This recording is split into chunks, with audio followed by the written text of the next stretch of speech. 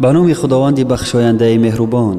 السلام علیکم و رحمت الله و برکاته. برادران و خواهران عالی قدر، این دنیا داری آزمایش و سختی است. چگونه که خداوند در قرآن می‌فرماید لقد خلقنا الانسان فی کبد، به درستی که آدمی را در سختی رنج آفریدیم. امام احمد را وقتی که پرسیدند ای امام کی ما در این دنیا راحت میکنیم، در جواب گفتند راحت همان وقتی است که هر دو قدم‌هایت را در جنت بگذاری. اکثر مردم از دلتنگی، غم و اندوه، پریشانی ها، مشکلات زندگی بین زن و مرد، فرزند و پدر شکایت های زیاد میکنند. هر وقتا که بنده به این حال رسید و دچار مصیبت ها گردید، باید به سوی الله تعالی از تحت دل و یقین روی بیارد.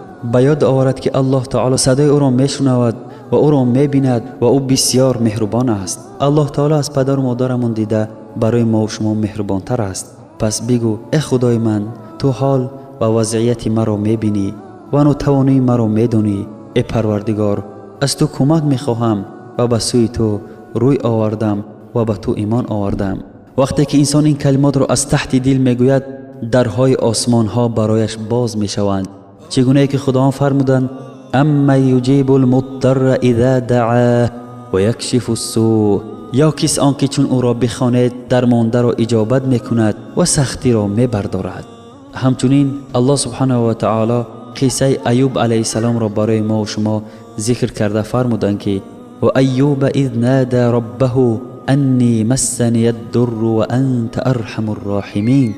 حضرت ایوب علیه السلام ندا میکردند، میگفتند پروردگارا، مرا رنج رسیده است و تو مهربان ترین مهربانانی. خداوند در جواب دعایش گفتند فاستجبنا له فکشفنا ما به من ضر، پس دعای او را قبول کردیم و آنچه را که از رنج بر وی بود دور ساختیم.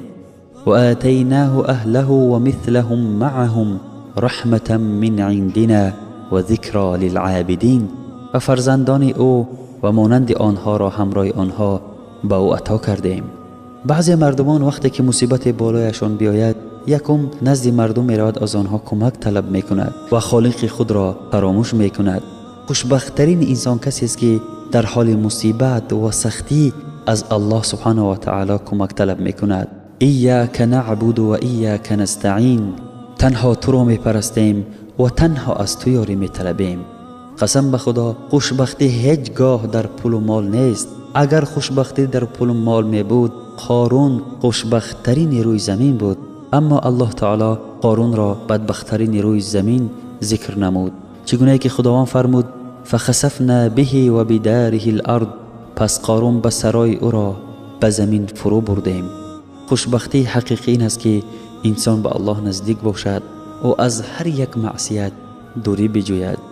رسول اکرم صلی الله علیه و سلم هر وقت بالای سرش مشکلات می آمد می گفتند لا اله الا الله العظیم الحلیم، لا اله الا الله رب العرش العظیم، لا اله الا الله رب السماوات و رب الارض و رب العرش الكریم.